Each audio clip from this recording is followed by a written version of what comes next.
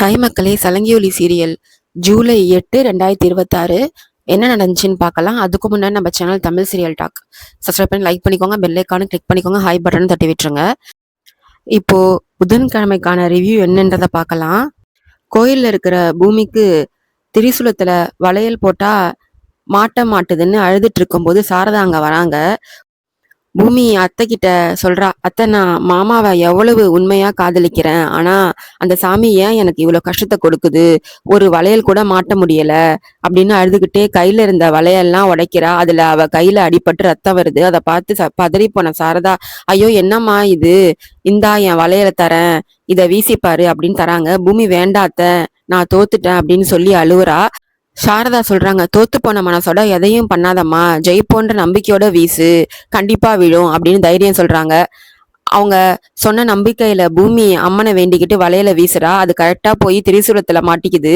அதை பார்த்து பூமி செம்ம ஹாப்பியாகி அத்தை அப்படின்னு சொல்லி அவங்க கட்டி பிடிச்சிக்கிறா. எங்க அம்மா இருந்திருந்தா கூட எனக்கு இந்த அளவுக்கு பாசம் காட்டியிருக்க மாட்டாங்க அப்படின்னு சொல்லி உருகி பேசிட்டு இருக்கா சாரதா கிட்ட பூமி. அப்போ சாரதா பூமிக்கு ஒரு அட்வைஸ் பண்றாங்க. கஹன் உன் மேல இப்போ எவ்வளவு கோவமா இருக்கானோ அதை விட பல மடங்கு அன்பு அவன் மனசுக்குள்ள இருக்கு. அவனோட கோபம் ஒரு நாள் கடல் அளவு பாசமா மாறும், கவலைப்படாத அப்படின்னு சொல்றாங்க. இன்னொரு பக்கம் எஸ்பி சூர்யா திரும்பவும் யூனிஃபார்ம் போட்டு டியூட்டில ஜாயின் பண்றான். அவனுக்கு அபூர்வா கிட்ட இருந்து ஃபோன் கால் வருது. சூர்யா அவளுக்கு தேங்க்ஸ் சொல்றான். மேடம், எனக்கு திரும்பவும் யூனிஃபார்ம் போடுற பாக்கியத்தை கொடுத்துருக்கீங்க, நீங்க செஞ்ச இந்த உதவியை நான் ஜென்மத்துக்கு மறக்க மாட்டேன் அப்படின்னு பாராட்டுறான். அதுக்கு அபூர்வா சொல்றா, நான் பண்ண உதவிக்கு பதிலா நீங்க எனக்கு ஒரு உதவி பண்ணணும், பண்ணுவீங்களா அப்படின்னு கேக்குறா அபூர்வா. அதுக்கு சூர்யா சொல்றான், கண்டிப்பா மேடம், என்ன விஷயம்னு சொல்லுங்க அப்படின்னு சொல்றான். அதுக்கு அபூர்வா சொல்றா, ஒரு பிளான் சொல்றா, அது என்னன்றத காமிக்கல. சூர்யா ஓகே, அவங்களோட டீட்டெயில்ஸ் மட்டும் அனுப்புங்க, நான் பாத்துக்கிறேன் அப்படின்னு சொல்லி போனை வச்சிடுறான். அடுத்தது சரச்சந்திரா வீட்டுல அபூர்வா சாப்பாடு போடுறதுக்கு ரெடி ஆகிறா சரச்சந்திராவுக்கு. அப்போ பூமி அங்க வந்து, நீங்க போங்க, நான் அப்பாவுக்கு சாப்பாடு பரிமாறுறேன் அப்படின்னு சொல்றா. அப்போ உடனே அபூர்வா கடுப்பாகி, ஏய் என் மாமா உன்னை எதுக்குமே கூப்பிடல, என்னதான் கூப்பிடுறாரு, உன் புருஷன் உன்னை வீட்டை விட்டு துரத்திட்டான், அதனாலதான் மாமா உன்னை இந்த வீட்டுக்கு கூப்பிட்டு வந்திருக்காரு, நீ சாப்பாடு பரிமாறினா அவருக்கு பிடிக்காது, உன் முகத்தை பார்க்கவே அவருக்கு இஷ்டம் இல்ல, பேசாம இங்க இருந்து போயிடு அப்படின்னு அசிங்கப்படுத்துறா பூமிய. ஆனா பூமி அசராம, பரவாயில்ல நான் அப்பாவுக்கு சாப்பாடு பரிமாறுறேன் அப்படின்னு சவால் விடுறா. அபூர்வா, நீ சும்மா ட்ரை பண்ணி அசிங்கப்பட போற, உனக்கு அந்த அவமானம் தேவையா, சரி போய் ட்ரை பண்ணு அப்படின்னு கிண்டல் பண்றா. பூமி தேங்க்ஸ் சொல்லிட்டு டைனிங் டேபிளுக்கு போறா. ஆனா சரச்சந்திரா அங்க வந்து உட்கார்ந்ததும் பூமியை பார்த்த உடனே சிரம கடுப்பாகி சாப்பிடாமே அங்க இருந்து கோவமா எந்திரிச்சு போறாரு. சரச்சந்திரா சாப்பிடாம எந்திரிக்க போகும்போது பூமி ஓடி வந்து அப்பா தட்டுல கைய வச்சுட்டு, அதுக்கப்புறம் நடுவுல இப்படி எந்திரிக்க கூடாது அப்படின்னு தடுக்கிறா. உடனே சரச்சந்திரா கோவமா, நான் அபூர்வாவை கூப்பிட்டா நீ எதுக்கு இங்க வந்த அப்படின்னு கத்துறாரு. அதுக்கு பூமி சொல்றா, உங்களுக்கு என் அம்மாவோட சமையல் ருசிய திரும்பவும் காட்டலான்னு தான் வந்தேன் அப்படின்னு சொல்றா. அதை கேட்டு ஓரமா நின்றுட்டு இருக்கிற அபூர்வாக்கு செம ஷாக் ஆகுது. உடனே சரச்சந்திரா அங்க மூடி வச்சிருந்த சாப்பாடு மூடியை திறந்து பார்த்துட்டு, என்னது எங்க அம்மாவோட சமையலா, ஆமா அப்படின்னு சொல்லிட்டு, நிஜமாவே சோபா செஞ்ச கத்திரிக்காய் குழம்பு இதே மாதிரிதான் வாசம் தூக்கும் அப்படின்னு உருகி பேசுறாரு. சரச்சந்திரா ஆச்சரியமா, இத நீயா சமைச்ச அப்படின்னு கேக்குறாரு. பூமி மனசுக்குள்ள, இப்போ நான் தான் சமைச்சேன்னு சொன்னா அப்பா கண்டிப்பா சாப்பிட மாட்டாங்க அப்படின்னு நினைச்சுக்கிட்டு, இல்லப்பா இத அபூர்வா சித்தி தான் சமைச்சாங்க அப்படின்னு பொய் சொல்லிடுறா. சரச்சந்திரா உடனே அபூர்வாவை கூப்பிட்டு சாப்பாடு பரிமாற சொல்றாரு. அபூர்வா ஓடி வந்து சாப்பாடு பரிமாறுறா. அந்த டேஸ்ட் பண்ணி பாக்குறாரு சரச்சந்திரா. இந்த ருசியை நான் 25 வருஷத்துக்கு முன்னாடி பார்த்தது, இப்போ திரும்பவும் சாப்பிடுறேன், ரொம்ப நல்லா இருக்கு அப்படின்னு அபூர்வாவை பாராட்டுறாரு. அதை கேட்டு பூமி ரொம்ப சந்தோஷப்படுறா. சரச்சந்திரா சாப்பிட்றத தூரத்துல இருந்து பார்த்துட்டு பூமி கண்ணீர் விடுறா. உங்க கையை பிடிச்சு நடக்க முடியல, உங்க அன்பை சின்ன வயசுல இருந்து என்னால பெற முடியல, ஆனா என்னோட இந்த சமையல் மூலமா உங்களை சந்தோஷமா சாப்பிட வச்சதே எனக்கு போதும், நானே என் கையால உங்களுக்கு ஊட்டி விடுற நாள் எப்போ வரும் அப்படின்னு மனசுக்குள்ள நினைச்சு ஏங்குறா. அப்புறம் அபூர்வா பார்த்து, கெத்தா பாத்தியா என் அப்பா எப்படி ரசிச்சு ருசிச்சு சாப்பிட்றாருன்னு அப்படின்ற மாதிரி பெருமையா பாக்குறா. சரச்சந்திரா வயிறார சாப்பிட்டு முடிச்சிட்டு, ரொம்ப தேங்க்ஸ் அபூர்வா, இன்னைக்கு திருப்தியா சாப்பிட்டேன் அப்படின்னு சொல்லிட்டு உள்ள போறாரு. அவர் போனதும் பூமி, நிஜமாவே சமையல் சூப்பரா இருக்குல்ல அப்படின்னு கேக்குறா.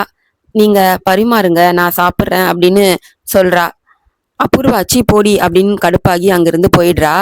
அடுத்தது லில்லிய ஒரு அழகான பழங்காலத்து விண்டேஜ் வீட்டுக்கு கூட்டிட்டு வர்றான் செர்ரி.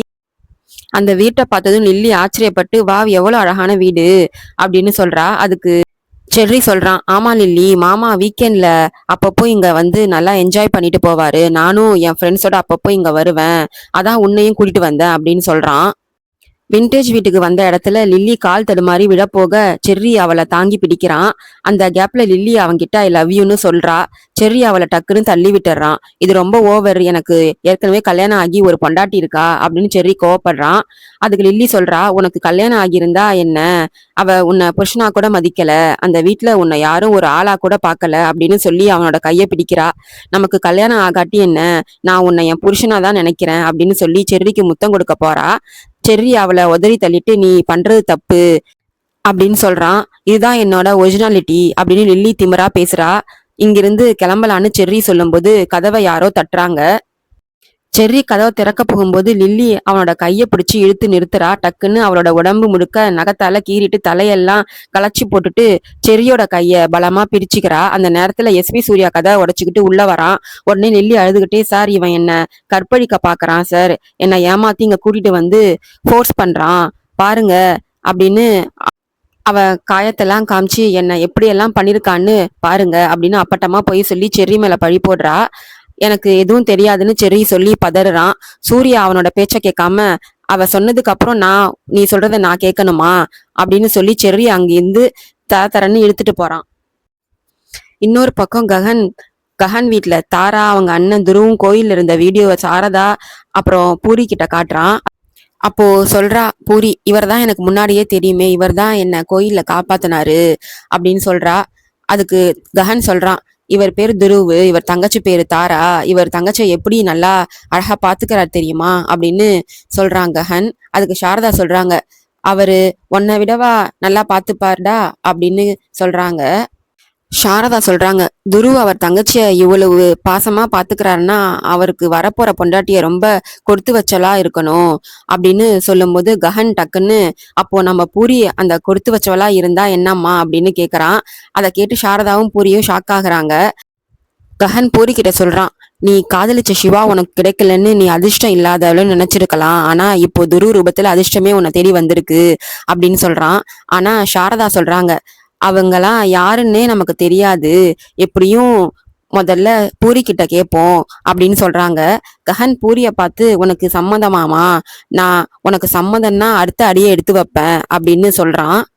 கஹன் கேட்டதுக்கு பூரி சொல்றா, அண்ணா நீ சின்ன வயசுல இருந்து என்ன கைய பிடிச்சி நடக்க வச்சீங்க, எனக்கு எது நல்லது எது கெட்டதுன்னு உங்களை விட யாருக்கு தெரியும், உங்க இஷ்டம்தான் என் இஷ்டம் அப்படின்னு சம்மதம் சொல்றா.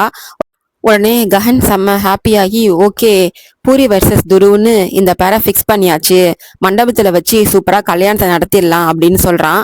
அப்போ சாரதா, இந்த வீடியோவை எனக்கும் கொஞ்சம் அனுப்பி வைப்பா, 4 பேருக்கு காட்டணும்னு கேக்குறாங்க. கஹனும் சென்ட் பண்றான். அப்புறம் சாரதா ஏதோ வேலை இருக்குன்னு உள்ள போறாங்க. பூரி கஹன் கிட்ட சொல்றா, அண்ணா அம்மா எதுக்கு அந்த வீடியோவை வாங்கினாங்கன்னு தெரியுமா அப்படின்னு கேக்குறா. கஹன், எனக்கு நல்லா தெரியும், அந்த ராட்சசி பூமிக்கு காட்டுறதுக்கு தானே அம்மா வாங்கியிருக்காங்க, அவ நம்ம கிட்ட திரும்பவும் சேர்ந்து வாழலான்னு என்னென்னவோ பிளான் போடுறா, ஆனா அவ பருப்பு இங்க வேகாது அப்படின்னு கோவமா சொல்றாங்க கஹன். அடுத்தது சாரதா அந்த வீடியோவை பூமிக்கு அனுப்புறாங்க. அதை பார்த்து பூமி, அத்தை யாரு இவங்க அப்படின்னு போன்ல கேக்குறா. சாரதா விஷயத்த சொல்றாங்க. பூமி துருவ பார்க்கும்போது பூரிக்கு ஏத்த ஜோடி மாதிரி தான் இருக்கு அத்தை, கஹன் மாமா எடுத்த முடிவு 100% கரெக்ட், உடனே அவங்க கிட்ட பேச சொல்லுங்க அப்படின்னு சப்போர்ட் பண்றா. அப்போ மனசுல யோசிச்சுட்டு இருக்காங்க சாரதா, இந்த கல்யாணத்துலயாச்சும் நீங்க 2 பேரும் ஒன்னா சேரணும்னு. இன்னொரு பக்கம் செர்ரி போலீஸ் லாக்கப்ல பிடிச்சு போட்டுட்டு இருக்காங்க. செர்ரி சூர்யா கிட்ட, சார் நிஜமாவே நான் எந்த தப்பும் பண்ணல சார், அந்த பொண்ணு கதையை அப்படியே மாத்தி பொய் சொல்றா அப்படின்னு கத்துறான். ஆனா சூர்யா, தப்பு பண்ற எல்லாருமே இப்படிதான் அபாண்டமா பொய் சொல்லுவாங்க அப்படின்னு அவன் சத்தம் போடுறான். லில்லி அங்க வந்து கம்ப்ளைண்ட் எழுதிட்டு இருக்கா. செர்ரி அவகிட்ட, லில்லி உனக்கு புண்ணியமா போகும், இந்த மாதிரி பொய் கேஸ் போடாத, இது வீட்டுல தெரிஞ்சா ரொம்ப கஷ்டப்படுவாங்க, உண்மையை சொல்லி என்னை விடுவிச்சிரு அப்படின்னு கெஞ்சுறான். ஆனா லில்லி அதையெல்லாம் கொஞ்சம் கூட காதுல வாங்காம இறக்கமே இல்லாம கம்ப்ளைண்ட் எழுதுறதுலயே குறியா இருக்கா. லில்லி கம்ப்ளைண்ட் எழுதி கொடுத்துட்டு போனதும் செர்ரி சூர்யா கிட்ட, சார் ப்ளீஸ் சார், நான் என் தப்பும் பண்ணல, என்னை விட்டுருங்க, எங்க வீட்டுல தெரிஞ்சா ரொம்ப கஷ்டப்படுவாங்க அப்படின்னு கெஞ்சுறான். ஆனா சூர்யா, நோ, மூடிட்டு இரு, அதிகமா பேசினா பல்லு எல்லாம் உடஞ்சிரும், உன் பேக்ரவுண்ட் என்னன்னு எனக்கு நல்லா தெரியும் அப்படின்னு மிரட்டுறான். அப்புறம் சூர்யா அந்த கம்ப்ளைண்ட் லெட்டரை எடுத்துட்டு அவனோட ரூம் போய் அபூர்வாக்கு ஃபோன் பண்றான். மேடம், நீங்க சொன்ன மாதிரியே லில்லியை வச்சு கம்ப்ளைண்ட் எழுத வாங்கிட்டேன். இப்போ செர்ரியை அரெஸ்ட் பண்ணி லாக்அப்ல போட்டாச்சு அப்படின்னு சொல்றான். அதுக்கு அபூர்வா சொல்றா, தேங்க்ஸ் எஸ்பி, உங்களுக்காக ஒரு கவர்ல பணம் அனுப்பியிருக்கேன், வாங்கிக்கோங்கன்னு அபூர்வா சொல்றா. அடுத்து என்ன பண்ணணும்னு நான் சொல்றேன்னு சொல்லிட்டு அபூர்வா போனை வைக்கிறா.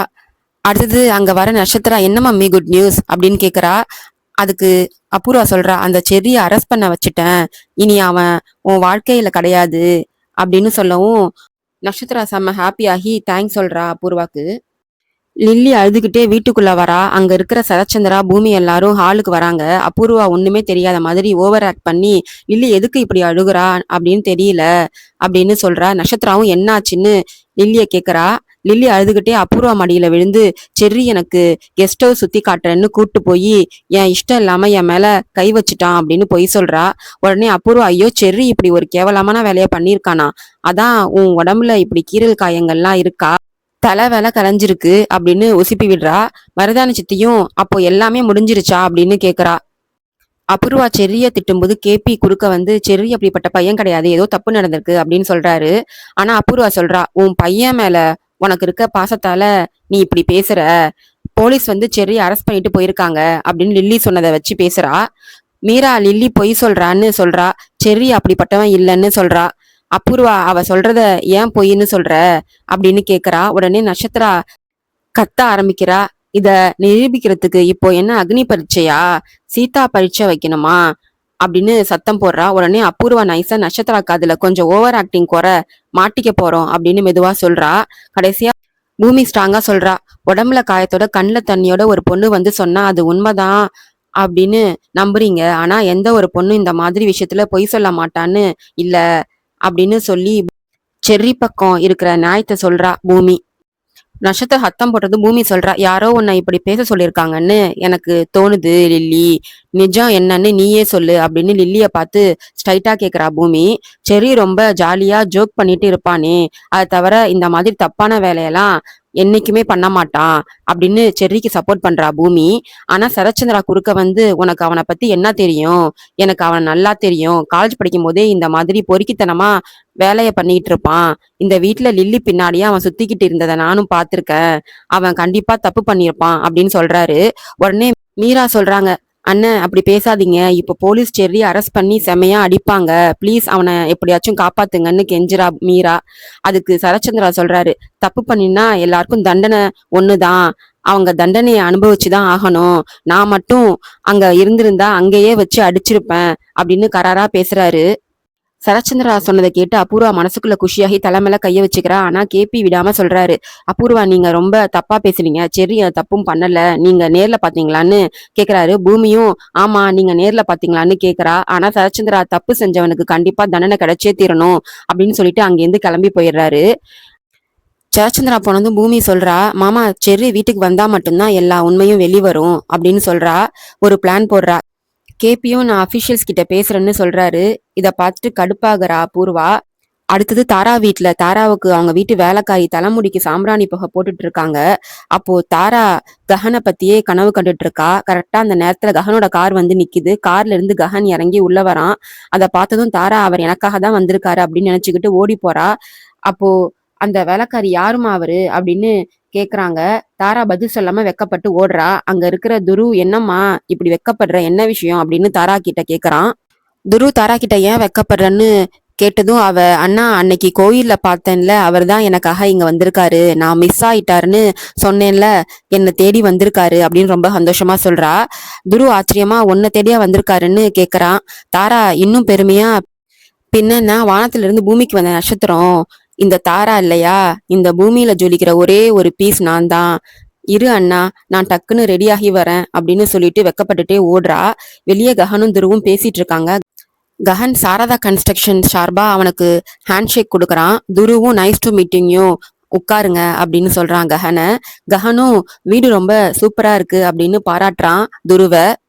உள்ள ரூம்குள்ள தாரா கண்ணாடி முன்னாடி நின்னுகிட்டு, அப்பாடா எனக்காகவே தேடி வந்திருக்காரு பாரு, நிஜமாவே நான் இந்த பூமியில ஜொலிக்கிற தாரா தான் அப்படின்னு தனக்கு தானே ரொம்ப ஃப்ளைங் கிஸ் கொடுத்துக்கிட்டு அழகா பார்த்துட்டு இருக்கா. துரு வேலைக்காரிய கூப்பிட்டு தண்ணி கேட்கும்போது தாரா தண்ணியோட சேர்த்து காஃபியும் போட்டு எடுத்துட்டு வரா. துரு அவளை கேக்குறான், ஏன் காப்பி எடுத்துட்டு வந்தன்னு. தாரா சொல்றா, நாளைக்கு கல்யாணம் ஆனா எப்படியும் நான் தானே இதெல்லாம் செய்யணும், அதான் இப்பவே செஞ்சேன் அப்படின்னு சொல்லிட்டு கஹனுக்கு காஃபியை கொடுக்குறா. கஹன் காஃபியை குடிக்கும்போது தாரா காஃபி எப்படி இருக்குன்னு கேக்குறா. கஹன் நைஸ், நல்லா இருக்கு அப்படின்னு சொல்றான். துரு விளையாட்டா, காஃபி மாதிரி இல்ல, இன்னும் கொஞ்சம் நல்லா இருந்திருக்கலாம் அப்படின்னு துரு சொல்றான். தாரா மெதுவா, அவருக்கு பிடிச்சிருக்கல அப்புறம் என்ன அப்படின்னு வெக்கப்படுறா. கஹன் விஷயத்துக்கு வரான். நான் இங்க ஒரு நல்ல சம்மதம் பேசுறதுக்காக வந்தேன். நான் கோவில்ல உங்களை பார்த்தப்பவே முடிவு பண்ணிட்டேன் அப்படின்னு சொல்றான். தாரா நைஸா துருவ் கிட்ட சொல்றா, அண்ணா சீக்கிரம் ஓகே சொல்லிடு, நானும் இவரை பத்தி தான் உங்ககிட்ட பேசணும்னு இருந்தேன் அப்படின்னு மெதுவா சொல்றா. கஹன் சொல்றான் துருவ் கிட்ட, நீங்க உங்க தங்கச்சியை இவ்வளவு நல்லா பாத்துக்கிறீங்க, கோவில்ல உங்களை பார்த்தப்பவே உங்களுக்கு வர மனைவி எவ்வளவு சந்தோஷமா நீங்க வச்சுப்பீங்கன்னு எனக்கு புரிஞ்சிருச்சு. உங்க தங்க மேல நீங்க காட்டுற அன்பை பார்த்துட்டு எனக்கு ரொம்ப சந்தோஷம். அதனால என் தங்கைக்கு உங்களை கல்யாணம் பண்ணி வைக்கலான்னு நானும் எங்க அம்மாவும் முடிவு பண்ணியிருக்கோம் அப்படின்னு சொல்றான் ககன். அதான் உங்ககிட்ட பேச வந்தேன் அப்படின்னு சொல்ல வரான். தாரா உடனே சுதாரிச்சு, அண்ணா ஒரு மினிட், நாம அப்புறமா தனியா பேசிக்கலாம் அப்படின்னு சொல்லி துருவ உள்ள கூட்டிட்டு போறா. கஹனும் ஓகேன்னு சொல்லிடுறான். இன்னொரு பக்கம் கேபியும் பூமியும் போலீஸ் ஸ்டேஷனுக்கு வராங்க.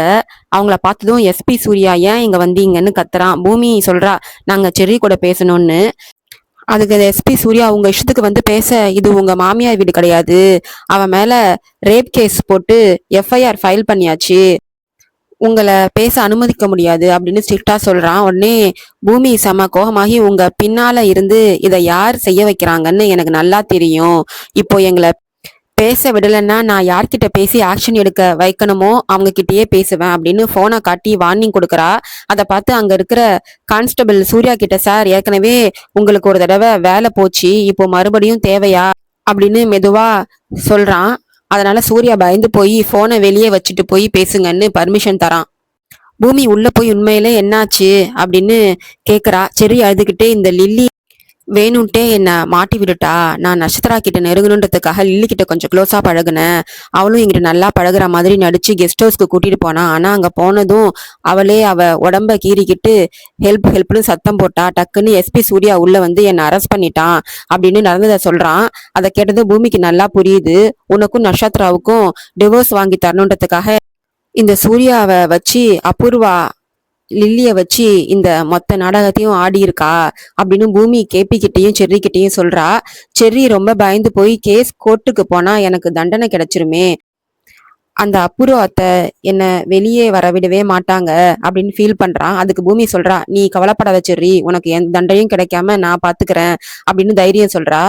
இதெல்லாம் கேட்டுட்டு வெளியே வர கேபி ரொம்ப வேதனைப்பட்டு அழுகுறாரு. நான் இன்னும் உயிரோட இருக்கும்போதே என் கண்ணு முன்னாடியே என் பையனோட வாழ்க்கை இப்படி சீரழிஞ்சு போயிடுச்சு, இப்போ என் பையன் செரியோட வாழ்க்கையும் மொத்தமா காலி பண்ண பாக்குறாங்களே அப்படின்னு சொல்லி ரொம்ப ஃபீல் பண்றாரு. உடனே பூமி அவருக்கு பக்கத்துல போய், நீங்க கொஞ்சம் கூட வருத்தப்படாதீங்க, நான் இருக்கேன் அப்படின்னு சொல்லி கேபிக்கு ஆறுதல் சொல்லி தேத்துறா. அதோட முடியுது. பாய் மக்களே.